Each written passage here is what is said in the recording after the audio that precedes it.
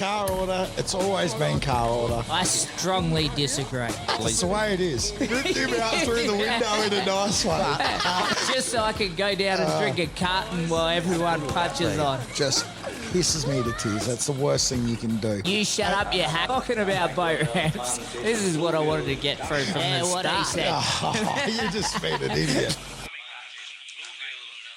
And welcome to the Chumming Up podcast, the fishing, spearfishing and ocean adventure podcast that has never said anything about the Matildas, so don't try and cancel us. I am Squirrely, and with me is marine scientist Kurt Krispyn, the emperor of the estuaries, and what's the name of the podcast?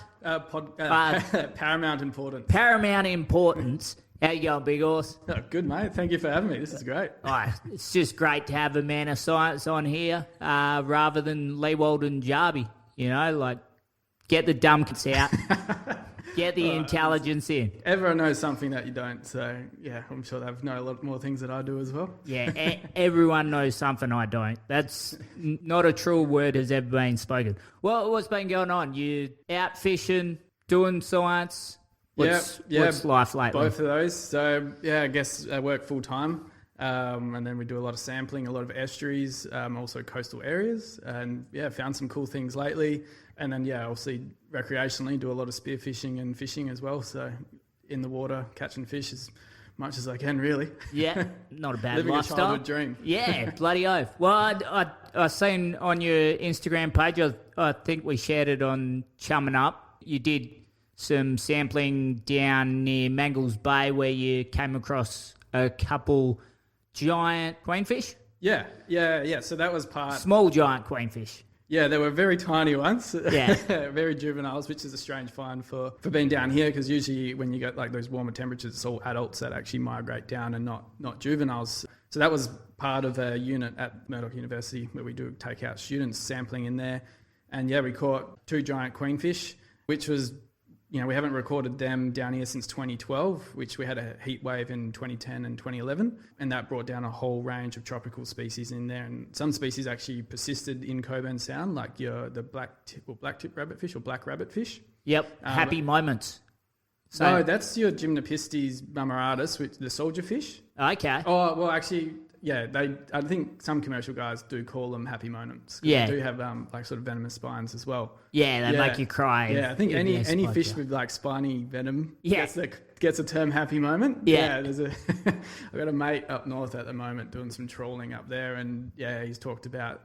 It's his first time trawling up there, and he's talked about a whole bunch of different things that stab you. Yeah. When you work on a trawler, that's probably the main thing you need to know, isn't it? Oh, yeah. He's had one night where he got stabbed and he was in a fair bit of pain by the sounds of it. So, yep. But when you're out, hundreds of kilometres in the ocean, you got no other choice apart from suck it up. Yeah, you don't get much sympathy, I'll be honest with you. Not that either. But yeah, going back to the queenfish, that was a very unique find.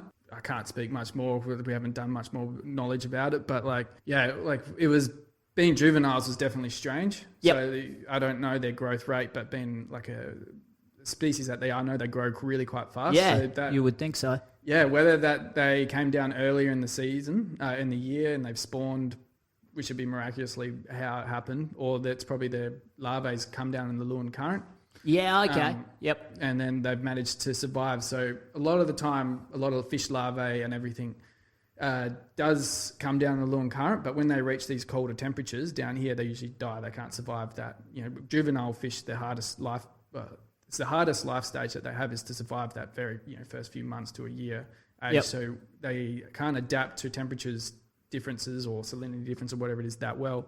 So usually coming down the Lewin Current, they just die off. But because it's so warm, they've survived and obviously migrated into a nearshore area. And I know a lot of queenfish do recruit into estuaries, and Mangles is very much a bit like an estuary without having the freshwater input. But it's there's lots of nutrients there, lots of diversity of like juvenile fishes. So they've got heaps of food and nutrients in there, and it's pretty sheltered conditions as well. So that's probably why they've ended up there. And then in the last... yesterday, actually, found another queenfish. Don't think it was the giant queenfish. I think it was the needle skin queenfish, but I got to confirm that in the Swan River. Yep. So, Yeah, very much the same. So a lot of these fish up north, you'd know you'll catch a lot of juvenile queenfish inside estuaries. Yeah, because the estuaries have like high productivity, lots of food for them and everything, and sheltered waters, and generally not too many predators. Yep. So that's why they usually recruit into them. Yep. Yeah, so here's a stupid question from a stupid person, right?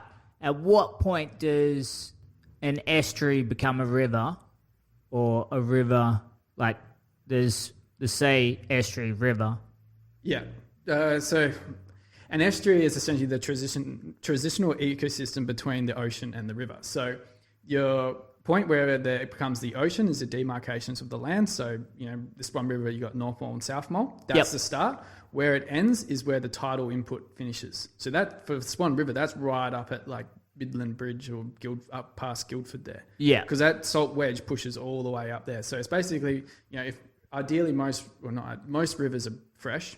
This is not the case everywhere, especially in Southwest Australia.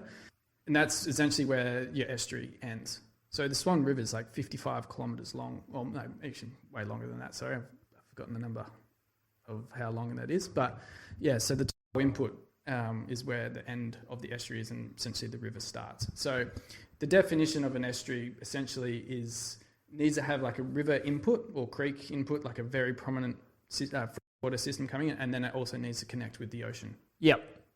So when it comes to like legislation, and you had, because I think you're allowed to gidgee Cobbler in the Swan River estuary system as it's written, if they get outside the flow and it's into that fresh water, then you can't. We're not allowed to spearfish in an estuary either. So gidgeeing cobblers, that's an interesting one because I did it as a kid. So, and then I know that. I think gidgeeing is like, I don't know that one. I don't know how to answer that. Yeah. No, that's all right. It's a funny one. Yeah, like I guess maybe if they're saying you're walking around, spearing is a bit different to swimming around spearing. Yeah. Well, they had the hand spear rule but it's written in the Swan River in the estuary. Oh, right. So going up into the river parts, not allowed to hand spear. No, you're allowed to unless it's not technically estuary. I'm throwing out a curveball that might not even be a curveball. To be honest. I haven't heard this. I haven't got asked this one before, so I'm not too sure. Yeah. Now, don't worry. I'll ask some stupid questions. Don't worry about that. Is it your PhD is in estuaries? Or am I just saying science words? No, I haven't started my PhD yet. Yep. I'm starting it this year, actually. The fuck are you doing, mate? Earning money. Yeah. I started my honours I started a what's it called independent study contract back in 2017 in Toby Inlet, which is down Dunsborough way. Yep. And actually, my uncle has a holiday house there, and I lived in that it was literally a shack had no hot water, no reception in the area, and no insulation in the house, but it had electricity. And I lived in that for a couple of years. We had the own little jetty on the estuary there, and I grew up fishing that. So then my boss now, he asked if I wanted to do a project in there, which was the first ecological study in that estuary. So I found out what living in there, and then it was ever since then really that just inspired me and loved estuaries because I didn't realise how many fish species lived in estuaries, and especially juveniles of a lot of fish from out in the ocean. Yep. In there, and then realise how important estuaries are in our ecosystem. And then, ever since then, so 2017 I started working in estuaries, and I've just been in them ever since. So, I've been at the university, been a research assistant since 2018. Yep. Working on fish and estuaries. Yeah, pretty much. Sounds pretty good. Well, what's sort of the most exciting stuff you've seen or done as part of that? I've been very fortunate. Yep. Yeah. So I've been in my short career so far, but I've managed a project where I just got to explore the southwest WA finding estuaries. So in terms of, I started this project in my honours where we called it a meta-analysis. So I was looking at all the estuaries in the southwest, and then sort of realised from that a lot of the estuaries were sort of discovered by a plane or driving to a lot of these places back in 1970s, 1990s. And then realised from that, they would have missed huge chunks of area. And then I had satellite imagery. So I just scoured the coastline from Hill Inlet up past Durian, across the coastline, anything that met the definition of an estuary, put a marker on it. Now we've got 155 estuaries in the southwest. And then over the last few years, I've just done field trips after field trips going to them, which is just like massive four-wheel drive camping trips where we're hiking like 20 Ks through scrub. There's like not even walk paths because I've just like seen, a creek or little river that meets the ocean. And I'm like, I have to get there to vouch for it. I like to say it's actually there, what I'm seeing on satellites. What I'm seeing on Have any not been? Oh, yeah. So what, like, there's so I've classified all these estuaries into 10 different types of estuaries, and then we biologically validated it. First we put them into 10 different types, looked at the different morphologies of these estuaries, like measuring anything you can think you can measure about an estuary, we measured, and then ran a bunch of stats, and then so they all fitted into these types of categories, and then we used the existing biological data we have for a lot of these estuaries and showed that these different types of estuaries have different faunal communities, like fish communities or invert communities. So we showed that like these different types of estuaries, let's for example, the Swan River has a different fish community to Moore River, which is a bit up there. It's like estuaries like that are quite obvious, but there's more subtle estuary differences. And then there's this estuary type called ephemeral estuaries, which means they're estuaries that dry up. So they're not there all the time, but they may, after a heavy rain, they can act essentially like an estuary. They have like an estuarine environment for a short period of time. So I did some trips where we hiked, 10 Ks through the bush, and you get there and it's just dry. But then we found some weird things. Like we found like these land crabs were about 2 Ks in land, and I thought these were dead. I was like walking around at night time with a head torch. I'm like, oh, there's fucking dead crabs around here. And I poked one, and then it just came alive. I'm like, what the hell? Like, I know there's like a lot of land crabs up north and all that. I wouldn't have thought down rock here. Crabs down south, but you don't have these land crabs. So that was most likely a new species that's just sitting down there floating around. Yeah, right. So there's definitely found all these weird things in there. Like we found a new fish species, which has been pretty cool. As well. Actually, you probably like that one. So it has not fully named yet, but we've gone. It's like it's at the museum at the moment, and so it's not fully confirmed as a new fish species, but it's a little red wrasse. So it's only about this big. I only found one species of it, one specimen of it, and you know what a dog's dick is called, right? Red rocket. Yeah. So it's going to call it the little red rocket. Oh, yes. That's the hopeful plan. So you're not allowed to name things after yourself, or you're not allowed to name things in crude ways, but I think that one might slip on. Oh, that's a ripper. So we'll see, but yeah. So yeah, I like managed to work as well a lot up north, and like those those estuaries and creeks up there are completely different to down south. Like the amount of life that lives in them is insane.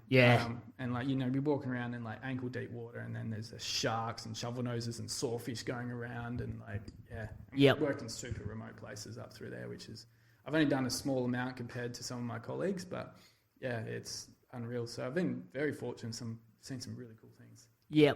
And I did say you had a photo of a cobbler on your page. Mm-hmm. Have you been done by one? Yes. Yeah.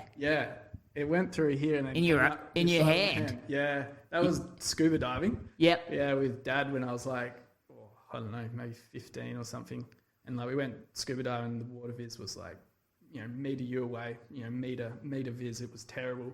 And catching crays, Dad just froth diving, I guess I froth dive until would dive in any conditions.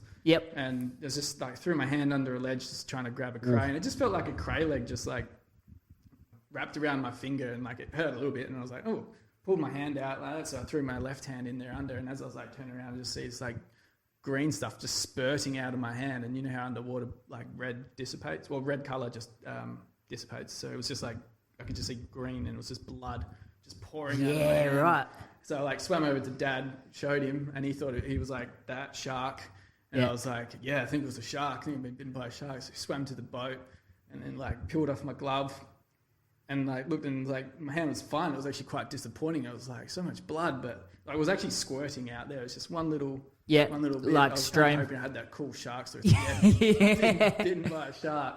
But it was just a cobbler, and then about 10, 15 minutes later, it was the worst pain I've probably ever experienced. Like, I've broken bones, dislocated my shoulder, done all these different injuries. Yep. That was probably the worst one. It was up like there. an hour's drive on the boat as well. And my dad and his mate had no idea whether they've got the old fishy rag, just wrapped it with duct tape around my hand. You'll be right. And I'm just like wrenching in pain. Yep. Going like, it was just like almost passing out. It was horrible. I do love reading a lot of people on like the Swan River fishing page will post on there like, I've just spiked myself with a cobbler and I'm in a lot of pain. Do I need to go to the hospital? And like just the amount of people commenting underneath, it's like, poor water. bastard. Yeah. Hot water. Yeah. I think that's for all the spiny fish, eh? Like the stonefish, the hot water everything. just kills the venom Yeah. in there.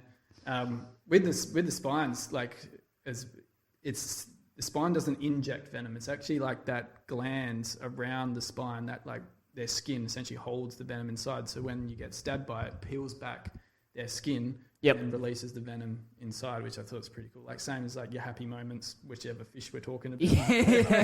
They don't actually like squirt venom out of their spines. It's the glands around, which is pretty cool. Actually, I did have a student, we're down, if he listens to this, he'll find it funny because we use him as an example every time.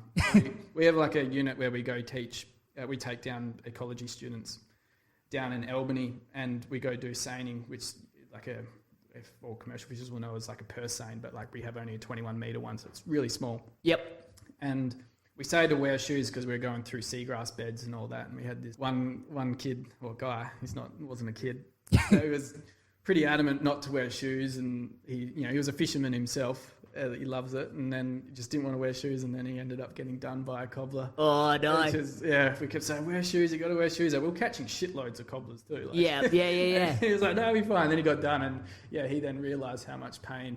Yeah. That caused. So I think he was he had his foot in a bucket of like hot water constantly to about 3 a.m. the next morning. Yeah, I reckon that's my biggest fear in the water is just cobbler. Well, not just cobbler, just stepping on that type of shit. Like I've seen a few people get done by stonefish, and like when I was a decky getting the tender at Tandabitty, you're like stepping on stingrays all the time. But like the big stingrays don't tend to get you, but they scare the shit out of you. Yeah. So when you'd be like the bottom of the Gulf and you've got to drag the boat over the low tide thing, just the walking barefoot, just the thought of stepping on a cobbler or a stonefish, I think is worse than anything else. Like when you're swimming through sharky water, you're kind of like, you can put it out of your mind. Yeah. But stepping on a cobbler or a stonefish, it's every step you're just like, oh, fuck. Yeah.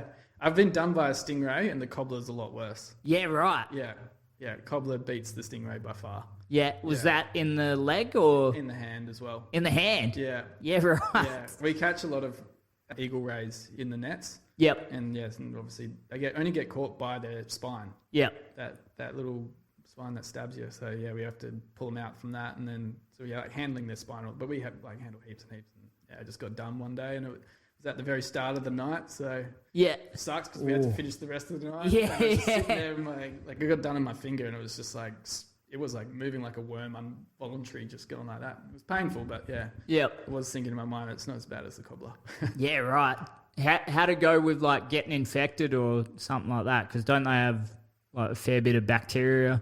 All fish and stuff have bacteria and things, but once you can antiseptic it. But I just put it in hot water. Yeah. That night when I got home, I think I like laid in bed, my hand in hot water. Yeah, it didn't pee the bed, so that theory doesn't work. Well, I mean, who cares at that point? Yeah. You just I'll piss myself. Anything that helps the pain. Yeah. Yeah. So you do a fair bit of fishing and a lot of spear fishing and stuff like that. Do you find that gives you a better perspective on science? Oh, 100%. Yep. Yeah. Well, it's definitely where my passion first come from. Yep. It was fishing as, my dad tells his story that he had to babysit me. Mum had to go somewhere, and then I was 8 months old and he took me 36 kilometres out on the boat. So I grew up on a boat no matter what age I was. And Dad was, he loved his fishing. So that growing up like that, grew up, my grandparents had farms as well, so it was all hunting and everything on the farms. Where pocket money was made by trapping rabbits. I was 6 years old, and that side of me was very much like, in terms of environmentally, that grew the passion that then I wanted to learn more about where I was and what I was looking at and seeing. Yep. And then in terms of like understanding the environment, like you have your fisherman's hat, right? So you can, and then you know roughly like what habitats fish are living in and all that, because that's what's driven a lot of these areas. Like you're not going to go fish a sand patch and catch a jewfish usually.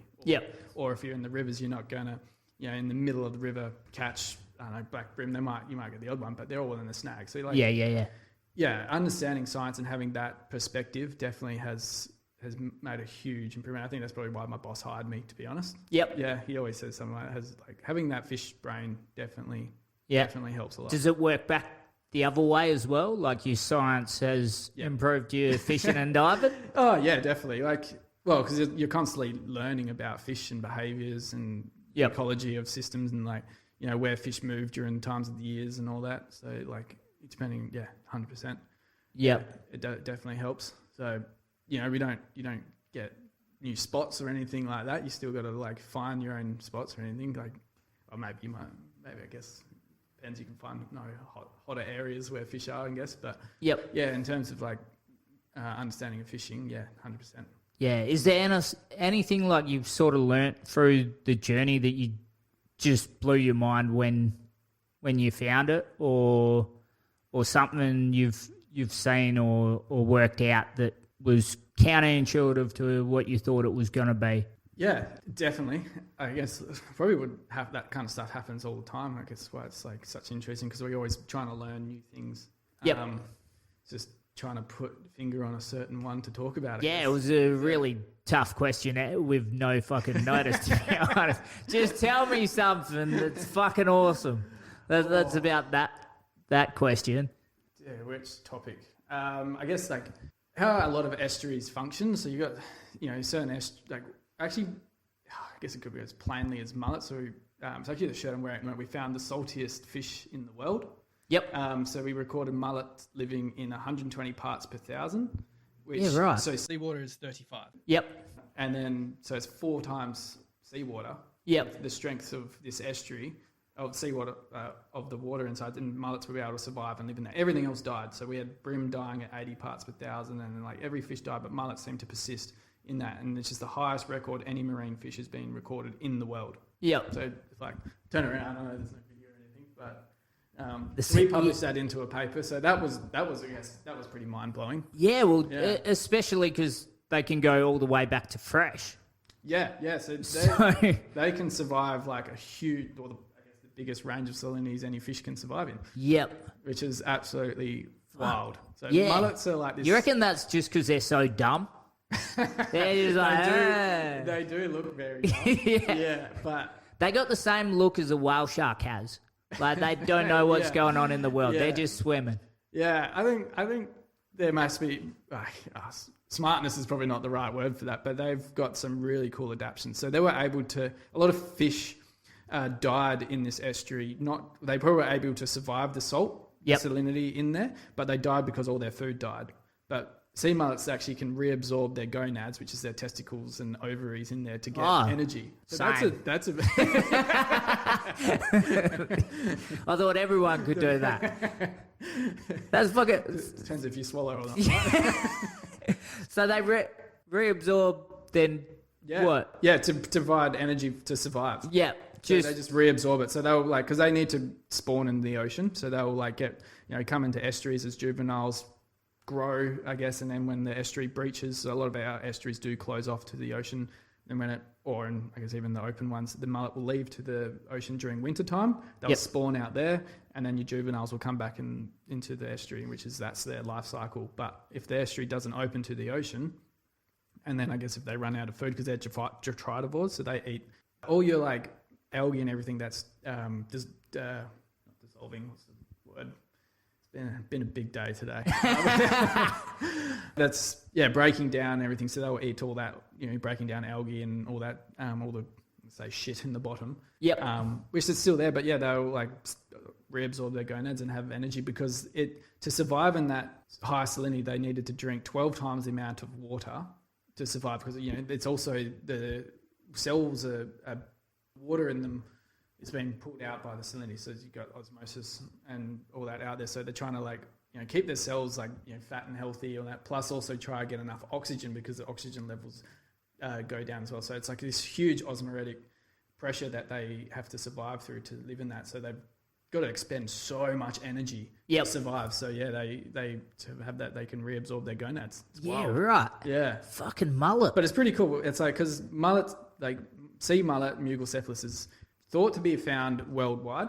Yep. But they've just, studies have lately have actually come out, so they actually are kind of like subspecies of each other. So, but it's our species in the southwestern Australia they've adapted because we have a lot of high salinity estuaries or hypersaline estuaries. Yep. They've adapted to survive in that. Yeah, okay. But I did see some of your videos and that of some of those estuaries getting like hypersalinity with fish dies off and that.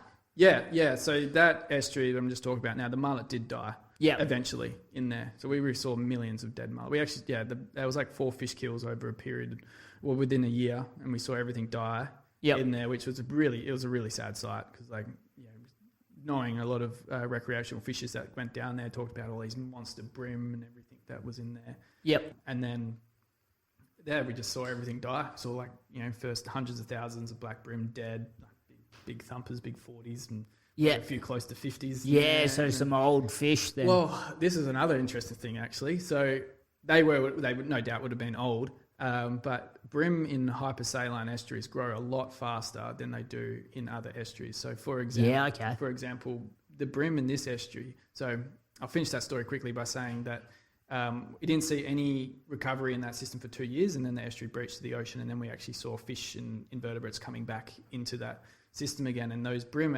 after 2 years they were like legal size. Yeah, right. Legal size within that 2 years, generally because they've adapted this boom bust, those type of environments where they have to grow quick, breed quick to survive in environments like that. Yeah. Also, sometimes hypersaline estuaries have a lot more nutrients, so there's usually sometimes a lot more food there, so they can grow really quick. Where estuaries that have say Moore River, there's a lot of small brim in there, but they grow really, so they don't reach. Or even the blackwood, I think it might be the blackwood or swan. One of them's like a lot slower. Yep. Yeah. Yeah, right. So from those fish kills and that, do you check the ocelifs on those? I did keep them. Yeah. That's how I know they grew so quick. Yeah. So we were catching them as like thumbnail size, and then went down there a few months later, and then there were a few centimeters, and then went down there again a few months, all one cohort size. Yeah, right. We didn't get staggered cohort size. They were all that, so we could watch actually their growth, but to also prove it, that's anecdotal evidence people don't like. So yeah, we had to collect the otoliths, and we could look at that, and you could see, this fish is 25 centimeters, and it's a year old or 2 years old, or whatever it was. I can't quite remember, but yep. So do you just when you see that happening, do you put forward any interventions, or is it? As scientists, no, we can only inform. Yeah, okay. Yeah, so that's your manager's job. Yeah. Yeah, so that's where we can inform and say these things happen, which we did. Yeah, and then it's up to them to make the next calls. And does that change whether it might be caused by something that man's done or natural, or do you? Well, depending on what the reason was, but this reason it was because of hypersalinity, which is from essentially climate change, or there's a combination of things. So one's climate change, you've got reduction of rainfall, reduction of flow, you've got catchment clearing, which then also can increase your secondary salinisation. So the estuary, the river itself is a hypersaline estuary, or a salty river. So it was pumping, at the time, it was pumping 80 part per thousand flow into the estuary. So it's a whole combination. Estuaries have to reach a whole combination of different things, especially if there's water extraction, because the estuaries need to have, if you're taking the water out, it's putting less water in there. Yep. And especially if it's fresh water that was going in there, that's getting extracted out. So there's a whole combination. It can be man-made. A lot of it's natural. A lot of these estuaries are naturally hypersaline. Yep. But then it's been extrapolated by human intervention of, like, say, climate change and other things like that. Yep.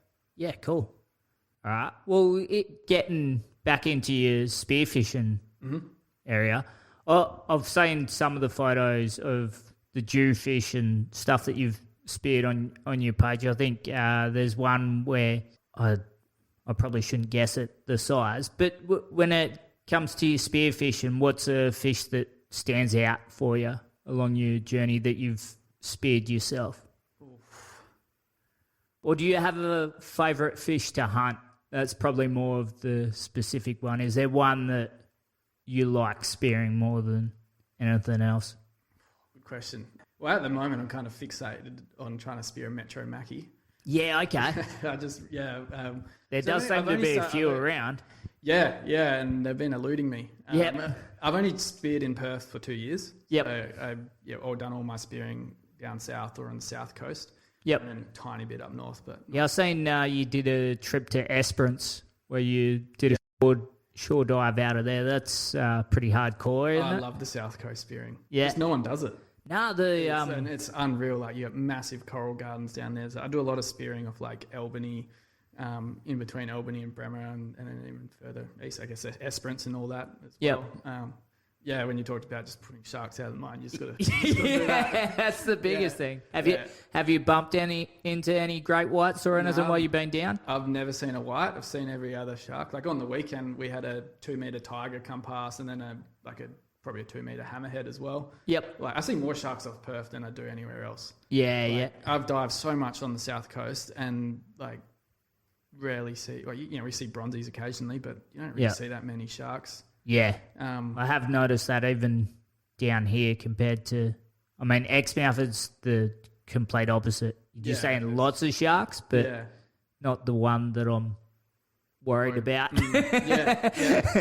I no doubt that there's definitely, I probably swam with them. I was stupid enough. I do a lot of diving in winter as well, where it's just murky. Yep. I had it this year. I was just so eager. So that spot where you saw the big dewie, that just holds jewfish all the time. Yep. I don't go to it too often just because I like knowing there's dewies there. But I dove it this year during winter time, and there was 5 jewfish just sitting in the cave again. And I was like, oh, cool. Like, they were decent size, maybe 7-8 kilo, not massive, but there. And it was I don't know, maybe 2-3 meter viz, and shot one, and then I went down there again, got another, and then I was just sort of floating around. And then that, for some reason, just had that. It was this is just put a lot of blood in the water and can't see anything. And I had a mate on the boat, didn't have my shark shield on me because I just forgot it. And I was probably not the right spot, right time. So there's a few times that it just gets worried, but yeah. So what's the biggest dew that you've speared?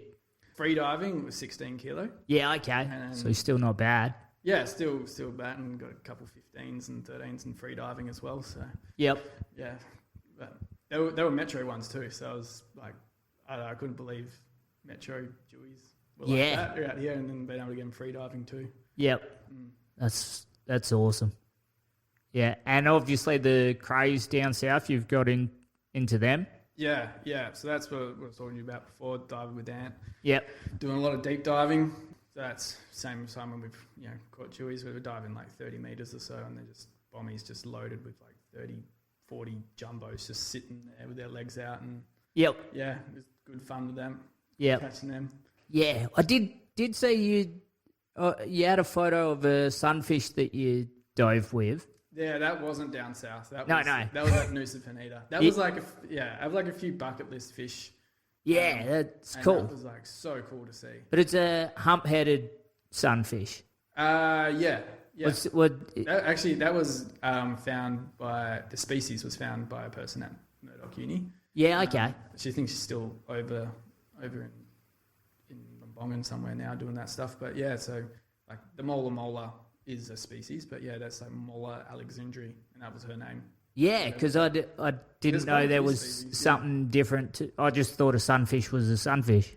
So there's probably 6 species, I think, of them around, and we have quite a few. Especially if you ever done the Bremer Cannon tours. No, I haven't yet. That'd be cool. Quite a few of them out there. Yeah, okay. The killer whales play of them. Yeah. In terms of just annoying them. But Yeah, they're weird. yeah, The old orca. they're a fish that looks quite dumb. Yeah, the sunfish. Yeah. Yeah. They've got like the next level on the whale shark with like the eyes. Yeah. You're like, there's And there's that mouth grub. yeah. There's even less than nothing going on in there. Diving with them is incredible. Like they're huge. Yeah. Like the pictures never do it justice because their wingspan, fin span, or whatever you want to say, is massive. Yeah. And when I was diving, like, this one was like 3+ meters. Yeah. And you're sitting there just like, whoa, Yeah, right. wild. Yeah. Did you just come across them while you were on? No, we went specifically For that, so they yeah. As I'm obsessed with fish, hence why my whole life has evolved around that. And said to the tour guides, I don't care about manta rays. I want to see fish. I want to see specifically a sunfish. Yep. It's like, oh, we'll see one of them at the last spot, and then like have a pretty funny photo where I'm like got my camera and I'm like under a ledge taking a picture of some sort of like, I don't know, honeycomb cod or something like that. And it's just like manta ray directly above me. But yeah, so we asked the guy specifically to try. Like, I just want to see sunfish. That's all we come here for. Yep. Yeah. So we did. We were lucky enough to see one. Fuck yeah. But So- like that's definitely changed over there. So they said like back in the day they would see so many of them. Yep. And then it became a big tourist thing, and it's like now they rarely see any. Yeah, They're okay. lucky to see like one in a week where they. Is that just from boat traffic cleaning them up, or because they're not really I'd say fished that'd be- for yeah, anything, are they? 100%. Yeah, no, it's not. Well, they do get bycatch and stuff, but Yeah. I'd say they'd release them. Whether they survive or not, it's a different story. But yeah, I'd say it's probably just the traffic because they've got so many tours out there that just dive down. Then as soon as we saw it, another diver just came and just like swam straight towards it and scared off. So Yeah, probably just right. getting constantly scared off. Yeah, is that too? And, yeah. I have noticed like up north the sea snake numbers are just nowhere Really? near what they were when I was a kid. Yeah, And I think right. that's literally just boats cleaning Yeah. them up. Yeah, that's a shame. Yeah, because I mean, I was like the trawlers would pick up a fair few, but then like the amount of trawlers isn't like the numbers of what it used to be either. So yeah, I don't know. I'm not a scientist, though. So Yeah, it's not my field either. So. yeah. Definitely So logic behind that though. yeah, maybe I don't know. Yeah. But like you've obviously done all these little estuaries and everywhere in between. Just do you have a favourite one that is just cooler than the rest, or? Yeah, Waichunna down is like probably one of the most breathtaking places I've ever seen. Yeah, okay. Yeah, like the northern estuaries are amazing. I love them just for the diversity and everything they got. But Yep. something that's got like serenity and everything as well. Waichunna is wild. Like I was swimming in there and I was seeing freshwater fish swimming with estuary, like black brim and blue groper all together. Like Yeah, it's just right. Like, because the estuary is like 500 meters long. It's tiny. Yep. And it's like got this full marine. It's a fjord-like estuary, so it's like the mouth is 22 meters deep. Oh It's got shit. 2 big gorges that come down, and then it just like wraps around into a pretty shallow basin that's like 2 meters deep, and then goes straight into a freshwater river within 500 meters. Yeah, And right. then it's got like those fish communities that like live in like only freshwater or only estuarine and only marine, all living together in like this one little bit, and they all like just swim around with each other. And so you'll be diving in there and you're just like seeing black brim, blue groper, or any marine species like harlequin and Yep. just wild things like wobbegongs and then you got like what they call like galaxids, which are like your minnows, freshwater minnows and things. Oh, okay. Like Yeah, swimming yeah. around all together, and you're just like, this what? Yeah, okay. So that place is awesome. Yep. So where's that? Near Albany? Yeah. Yeah, it's down in right. Albany. Yeah, it's Fuck a yeah. little secret. Yeah, not pretty much secret. Yeah. I wouldn't say it's so that was one of the estuaries I did my honours in, and like my honours is in 2020, which is during COVID. Yeah, right. So we had. Did you get special exemption? I did. Yeah. That's sick. Yeah. So That's like the perfect job then. it was because like no one was allowed to go out camping or anything like that. So I had like exemptions to travel around like the whole state. My boss had a heap of projects as well, so I was just able to travel everywhere and go to all these places with nobody camping there. So we had every camp spot completely to ourselves. And something that I noticed about like say Waichunna because a lot of people go there fishing and all that. The amount of fish that came in there when everyone was gone was Yep. insane. Like I was like, this place is wild. Like there was so much fish in there, and then when camping and everything started coming back, all like this is all anecdotal. Yeah. I would love to. Well, it's a bit of a sad thing, but like all the fish were just not all the fish. That's a too big a statement, but a lot of these highly targeted species of fish weren't found in the estuary anymore. Yep. They were, whether they just got not fished out, but like sort of left due to the amount of traffic or anything in there. Yeah. Because, they had like 6-7 months or more, 8 Yep. months with nobody going there at all, just completely left alone. And then, Yep. I did notice that even up around Exmouth, like obviously when they closed the regions and that, so people you didn't have, like, because it was in the middle of what would normally be our tourist season up there, and obviously no tourists were allowed to come there. Even just the bait fish along some of the beaches, like Limmoff's Jetty and stuff like that, and then the smaller spangos coming into spots that you hadn't seen them for a while and shit. Yeah, you did notice it, just people not being there to change it. It was kind of wicked. It was almost like we jumped back like 15 years to what it was 15 years ago. And then as soon as it opened, like within a few months, it was like back to that slow decline that you get with just more people fishing it. Yeah. It does highlight a few of the recreational pressures. Yeah. And things though, which is like, obviously, as being a rec fisher, it's not a good sign, but... Nah, well, that's it. I mean, I think sometimes people like to pretend like the wreck fish can't affect shit, which is just crazy because it all just comes down to the amount of people. That's just it. Especially when you look at stuff like bait fish, it doesn't take much to learn to throw a throw net, and if you have 2,000 people throwing a throw net at bait, it's going to disappear fairly quick. Big biomass. It's a lot.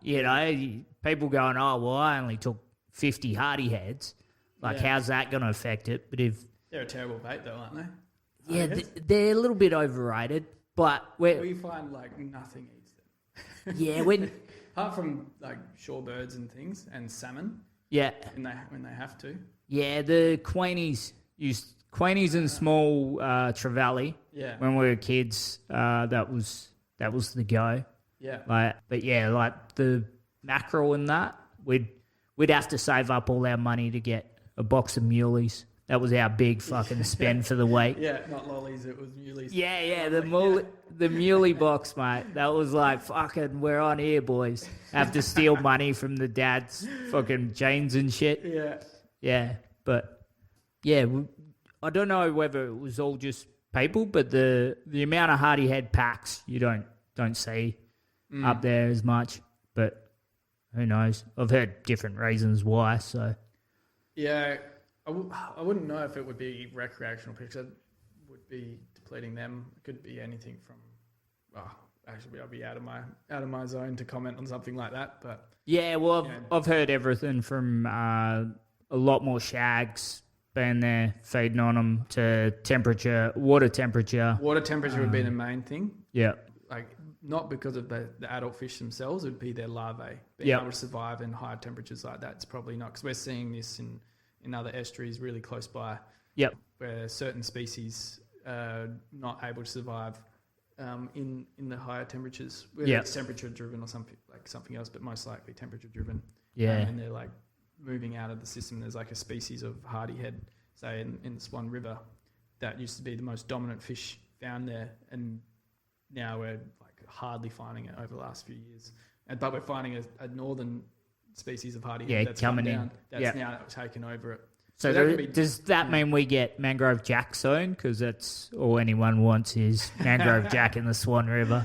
I don't think they would survive the cooler temperatures. Oh, yeah, you need a few more degrees on that global warming, and I'll enjoy the apocalypse a little bit. Yeah, it's just like those northern species can't survive the colder temperatures. So like, they may come. I know down the feeling. With like summertime and all that. Yeah.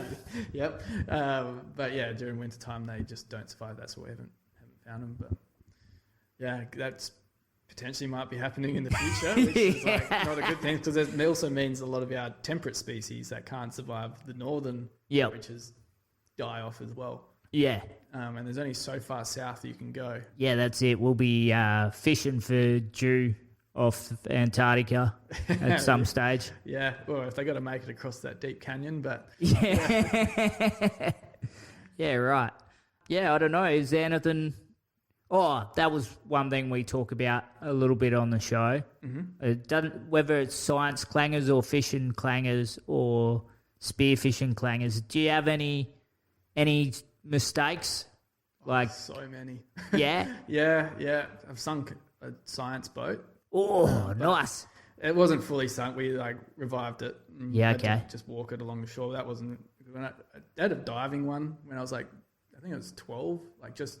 Just got my scuba's ticket, and we're diving off Hamlin Bay. As I said, my dad loves to dive. That back then was just any weather condition but going out. Yep. Which I was all for anyway. But yeah, we went out on a day it was raining, no wind, but big swell. Yep. Anyway, went out. I think we were 11 k's around Hamlin, so down in that Cozy Corner area, but only about 1.5 to 2 k's out. And my dad, myself, and my dad's mate, we all went diving, scuba diving on tanks. Yep. No one on the boat, which I think is pretty normal for a lot of people, but I know it's a big no-no for a lot of cases, and this is probably why. Yep. So we did one dive there, and my dad's mate moved the anchor because he thought we were going to move spots, and then my dad's like, oh, no, we're going to do another dive here because we missed the area or whatever. But when he moved the anchor, because of the big swell, the chain dropped and put under a ledge, and then while we dived, the rope just chafed on a reef, and then when we got up to the surface, oh no, where's the boat? Yeah, that was found on top of the swell. Saw it and it was going past Hamlin Island. Yep. Oh, it's over there. And we were like, fuck, we're not getting it. And I was like, oh, we're swimming, and Dad swimming to shore. And so yeah, we had to swim to shore with that, and got to the Cozy Corner, that cliff face bit there. There's this tiny little island thing, and when you're 12 years old, you're not very big, and the scuba tanks are pretty fucking big. I was just going up and down the barnacle rocks. Oh, I didn't really get cut up that bad. My wetsuit and dive tank and everything did. But yep. Yes, that was one. It was a fucking long swim in. Then we got washed out. Then my dad's mate had to grab me and pull me up. But I guess the funniest part of the story was that we speared a dewey and a blue groper and a bunch of crays. And, we swam them in. Took them with you. My dad and his mate dropped their weight belts, but we'll keep the dewies and crays. Yeah, right. Yeah, which I think we gave to the people that saved our boat. Yeah, that's a good trade. Sea rescues, we had the helicopter up, and that was a pretty big clanger, I guess. Fuck yeah. Yeah, would your dad have dropped it? What size of shark would he drop that jewfish for, you reckon? Is it got to be a white, or if he's seen a tiger? I honestly don't think my dad's seen too many sharks. Yeah, okay. Yeah, I don't know. He stopped diving when I was probably 14, 15 and became boat bitch. That's a good one to have. Yeah. Yeah. The underrated boat bitch. Yeah, I probably kicked him out of the spot though. It was I'm diving everything. Yeah. But yeah, I don't know. He always tells me a little bit worried about sharks, but I guess sometimes he's not as well. It was only about 2 years ago. We were diving off Hamlin, and I had on my float line a couple dewies on there, and then I was swimming back to the boat, and I just started getting pulled backwards. And my dad's like, "Quick, there's a shark grabbing your dewies!" And he wasn't telling me to get in the boat; he was telling me to grab the dewies. He's like, "Get him! Get him!" He's I'm pulling the line. He's like, "Yeah, right." So yeah, I guess I don't know. That's what he's like sometimes. Just sees the fish and just gets that red mist. Yeah. Fuck yeah. As because you're a scientist now, if you make a mistake, can you just go say you sink a science boat or something? You just say, "I'm doing this for science." No. And just it's an experiment or something. It all depends on the scenario and then whatever it is. Yeah. But a lot of it's treated like a mine site as well. So yeah. Okay. We all sign JHAs or risk assessments or whatever that you want to call them. Yep. So yeah, you got to have a pretty good explanation for why that occurred. Yeah. It's not your own safety that you're putting at risk. You're everyone else. So yeah. Unfortunately, it's fucking spewing. Yeah. It's no way of getting out of making mistakes. I've found it's bullshit. That's what I need. Yeah. Well, That boat one was just a funny story. Yeah, right. All right, cool. Is there anything you want to add? I've had a great time. Yeah, Thank you. Hopefully I haven't said anything that I'm going to get in trouble for, but... Yeah. Well, fuck, we'll find out. But, yeah, what was your page name again? Paramount Importance. So, yeah, it's science communication page for that. So I post, as I mentioned, do a shitload of field work in a lot of different places, and then put a lot of videos out, and that's on it's actually on all the different channels. There's going to be some longer form content coming out on YouTube as well, which I've filmed the whole shebang from when we're out in the field from start, tried to film every single thing we've caught, talked about, whatever. And then, be also getting into some podcasts. So if you want to hear me talking to some other scientists in different fields, not just marine. I feel like you talking to another scientist will be a lot different than you talking to me. So no, not really. If I can talk about some marine things, not very well, but at least I know a little bit more about that. But when it comes into a different topic or different area of science, same. Yeah, right. All right. Well, before I let you go, we tend to ask: is there I know you said you want to spear a Metro Mackie? Is there any other fish that is on your bucket list that you're chasing, either to see, spear, or catch? Oh, so many. I guess deep down I would love to spear a 20-kilo Dewey. Yep. Gotten close so many times. Yep. But yeah, that one. It's a good question. I would like to do some more diving up north, and a red emperor actually. Yeah, I'd love to spear a red. Yeah, right. That would be cool. Well, I think dogtooth. Dogtooth? Yeah, that that was good. I don't know why I forgot about that one. Yeah. Well, I think Jarbs should be able to help you get a red if you're ever up north. I'll chuck you in on his boat, and he should be able to put you in on a red, you'd think. Yeah. Just got to convince his missus to let him go out, and you should be right. Yeah. All right, cool. Well, cheers, Big Horse. Thanks for chumming up. Thank you. All right, catches. Oh my god, what the fuck is happening right now? Dolphin in killer whale's mouth? Holy shit. Oh, this is the best day of my life, God. What? I like going down the pond chasing bluegills and tommy cocks.